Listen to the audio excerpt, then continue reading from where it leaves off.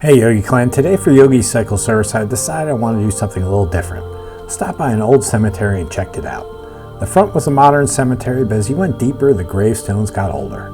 I love Deep South cemeteries because I like looking for Civil War soldiers, and this one did not disappoint. James Davis, a Confederate veteran. Colonel Francis Locke, a Revolutionary patriot of the North Carolina Militia Revolutionary War.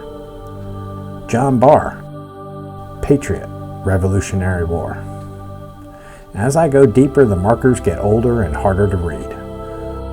The Lucky brothers, John and Joseph, both deceased in 1773, their weathered headstone now illegible. Joseph Hart, 23 years old. Children's graves, unknown graves.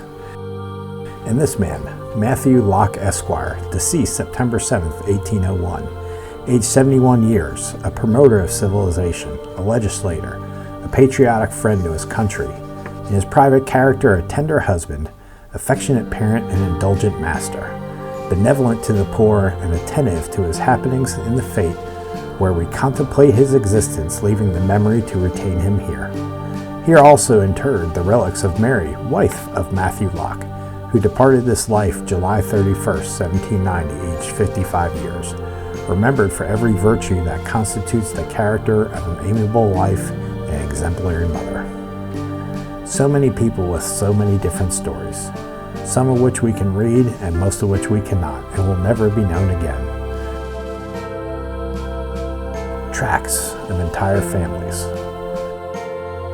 Captain William Knox of the North Carolina Militia Revolutionary War. Elizabeth Steele, her epitaph reads, "To Nathaniel Greene in the darkest hour of his career, she gave 2 bags of gold and silver, saying, 'Take these, General, you will need them, and I can do without them.'"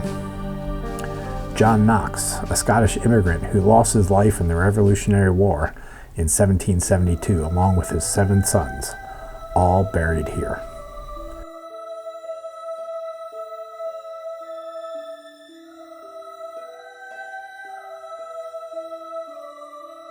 The cemetery is tucked between the woods and the fields, behind an old church between Salisbury and Mooresville, North Carolina. It is quiet, it is peaceful, and it is old.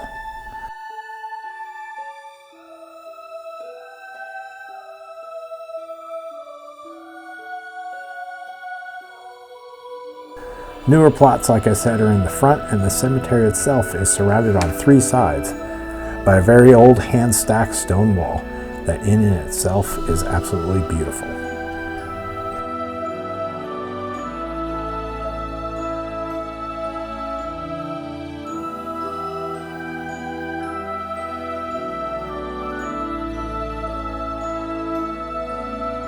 I will never know what these people's stories are, or what they did in life, or how they passed, but I do know this.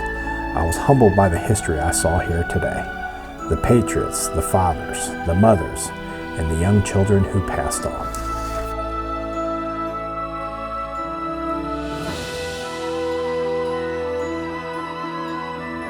Mary Sloan, deceased 1973, missionary to China from 1920 to 1940. Dr. Lucky, a combat doctor in the Civil War.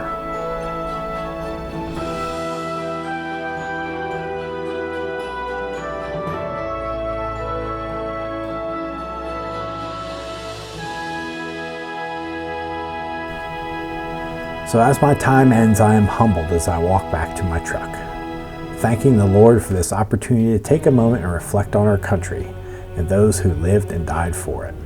I do not do this often, but when I do, I love to learn and just share a moment with those who have gone before us and helped create this great country that we live in. May they all rest in peace.